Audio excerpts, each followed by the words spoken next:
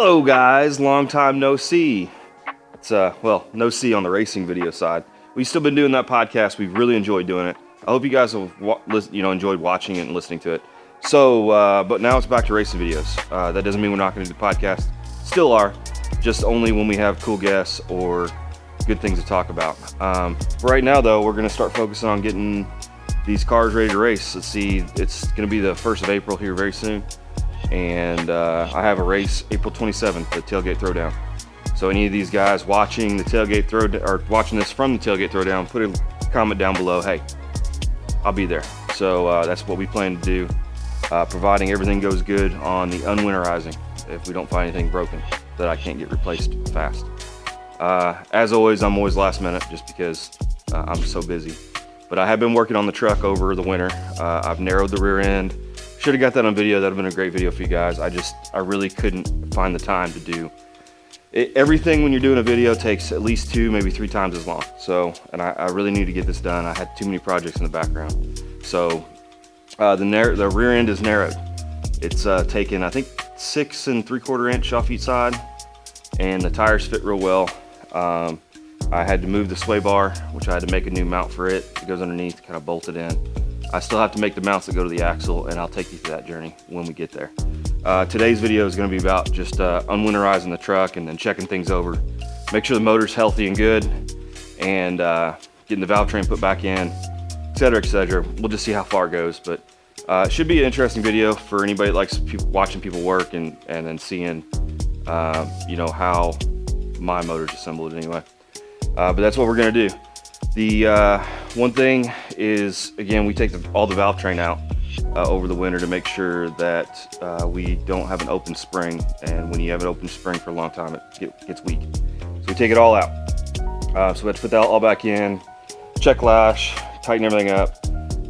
We also are going to check the spring pressure. I've got a LMS, I forget what LSM spring checker.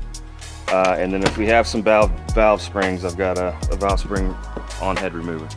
But I'm hoping these springs are only a season old, so I'm hoping we're going to be good there. If not, those are something I can get pretty quickly. So we'll be checking that. But the first thing I always do on unwinterizing a motor, and we'll just get straight into this, is I borescope each cylinder. One problem with methanol is it has moisture in it, essentially. So if you don't fog the motor real good at the end of the winter and you let it set for 4 or 5 months, bad things can happen inside the motor. And I actually already borescoped the front cylinder, and some bad things already happened. Not so bad that I'm too terribly worried about it. I think it'll clean up by just running it. But I do have a rust string. I'm gonna see if I can get that on camera for you. I don't know if you see that. There you go. See that little rust string? It's at the very top of the cylinder. The piston was all the way up when it was sat, and I'm assuming there was some moisture left on it. So I normally fog the motor real good with WD-40, and I've not really had much of an issue. This is the first year I've had the rust rings. So maybe next year I'm gonna have to do something a little bit more appropriate with the methanol. If you guys have some recommendations for next winter, what to use, I know they have some fogging products out there. But again, I've always had really good luck with using about a full can of WD-40. Spray it in each cylinder, spray it through the intake. Everything that had methanol in it, I usually try to get WD-40, including the valve train. This is the first year I've had this issue. But what I'm gonna do right now, I'm gonna set you on time lapse, and I'm gonna check all the cylinders and start getting the valve train in. So let's get after it.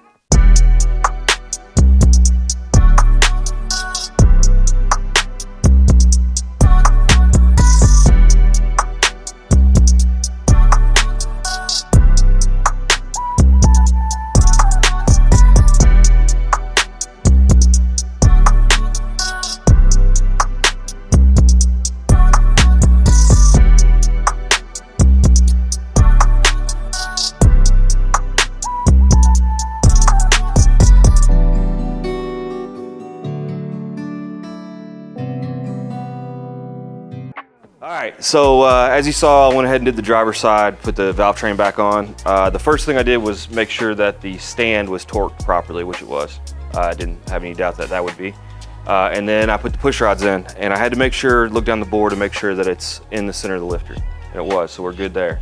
I put the rocker on with these Giselle systems, Giselle, I don't know, it's one of those two. You have to make sure you put the rocker assembly on at top dead center, so there's no valve train tightness, I guess you should say, or you end up breaking the shaft, the valve spring rod shaft thing. Okay, so you got to make sure that you're at least on top dead center or on the opposite. Nonetheless, you can't have any pressure. Get it on there, and then I went ahead and each one of them I checked to make sure the valve springs are still good.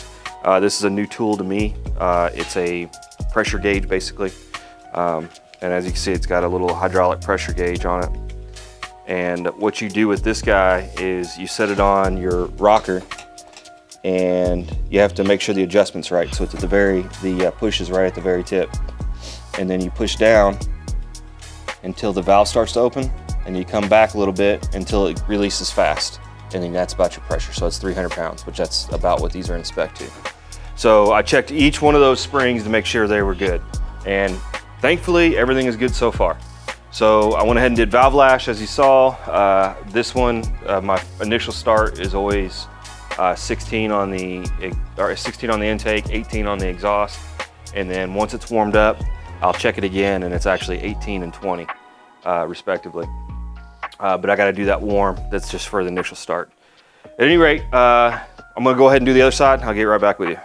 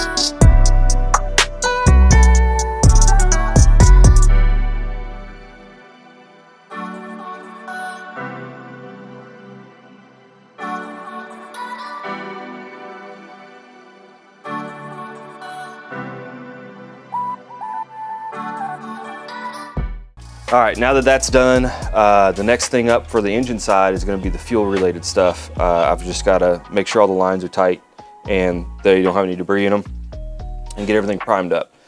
So that'll be in a future video, doing all the fuel related stuff. Also, I've got sway bar mounts and links and stuff. I'll do some video of that whenever I get to that point. They're all done currently, but I'm going to backtrack and show you how I did it. And also, I've got wheelie bar mounts, which we can go around the back real quick and see. I've already got them kind of mocked in and ready. Right now they're in their load position, but they'll come down. Those are kind of tricky to get mounted when you have limited amount of space back there. I know it looks like a lot, but there's a lot crammed in there at one time.